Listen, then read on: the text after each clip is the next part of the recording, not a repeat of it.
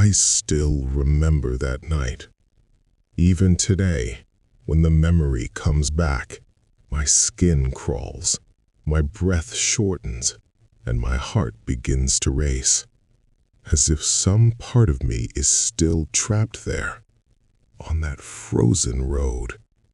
It was December 23rd. The clock on my dashboard read 2:15 a.m. I was driving back home from the hospital. My grandmother was admitted there, and exhaustion sat heavy in my bones. I hadn't slept properly in days. On my way back, I stopped at a small roadside restaurant, ate whatever I could, and continued toward home. All I could think about was one thing: a warm house, a glass of drink, my bed. Outside, Washington was buried under snow. Snowfall was heavy, relentless. The roads were slick, frozen, dangerous. Driving felt like fighting the road itself. My eyes burned with sleep. My hands were stiff from the cold, but I pushed on. Then, I saw him. A man stood on the side of the road. At first, nothing seemed unusual. I thought maybe his car had broken down. Maybe he needed help. Maybe he needed a lift. So I slowed down.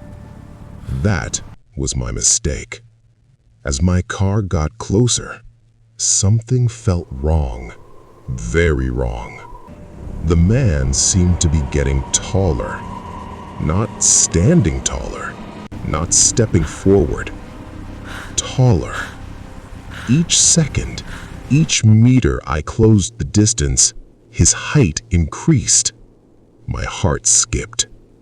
When I was close enough to see him clearly, my blood turned to ice. He was at least 4 feet taller than my car. His entire face was covered by a plain white mask, smooth, empty, lifeless. No expression, no features. He wore a white jacket, now dusted with falling snow. Snow clung to his hair, frozen into it like he had been standing there for hours, maybe longer. I tried to look into his eyes. There were none, just 2 dark, hollow voids, like empty pits staring straight through me.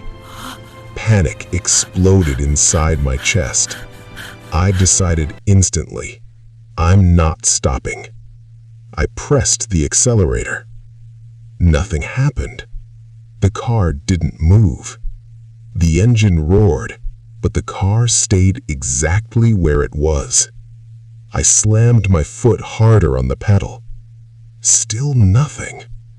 It felt like something, someone, was holding my car in place. Despite the freezing cold, sweat poured down my face. My drowsiness vanished completely. Every nerve in my body screamed danger. The man didn't move. He just stood there, watching. Then, slowly, he raised his hand. His fingers touched my car window. Tap, tap, tap. Gentle, polite, as if he was asking me to open it. I couldn't move.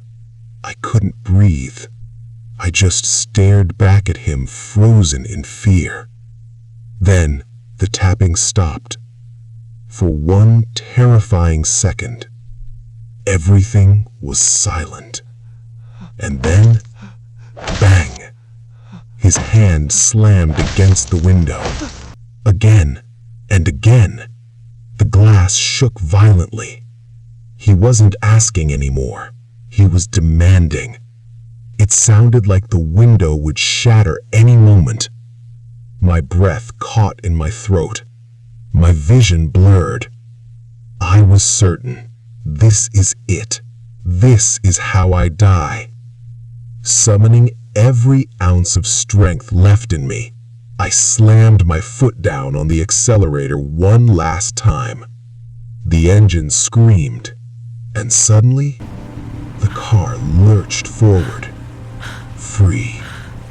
I didn't look back. I didn't dare. I drove, faster than I ever had, through snow, through ice, through terror. I didn't slow down until I reached home. Only then did I press the brakes. My hands were shaking so badly I could barely turn off the engine.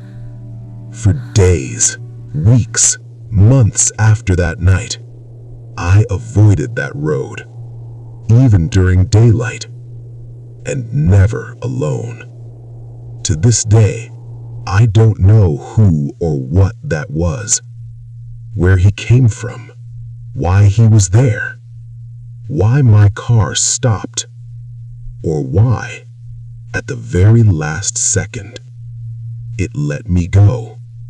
But I know one thing. Some nights, when the snow falls just right, and the clock hits 2:15 a.m., I still feel like he's standing there, waiting.